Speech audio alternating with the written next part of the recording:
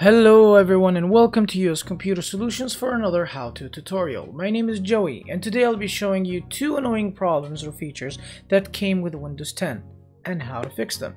Now the first problem is a lot of clients of mine informed me that when they mistakenly press the delete button on their keyboard, whatever they have selected gets deleted without any confirmation.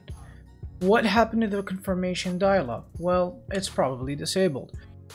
So right now, if I select new folder over here, that folder I created for this video, and click on delete, it disappears without that dialog, confirmation dialog that normally appears. So let me put it back over here and I'll show you how to enable. Now you need the recycle bin icon for this. Now if you don't have the recycle bin on your desktop, right click, personalize, themes, display icon settings, and then check the recycle bin box over here, apply, OK, and it will appear.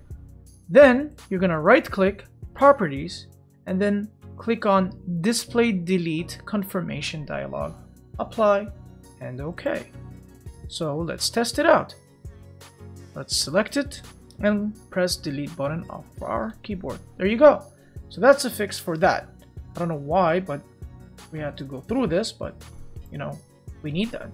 Alright, the second annoying thing is Edge. I'll show you. These up here. Those tabs are annoying. I have a lot of my clients that told me that, hey Joey, how to get rid of these? They're very annoying tabs. Well, mistakenly when you add a tab, you press this button up here.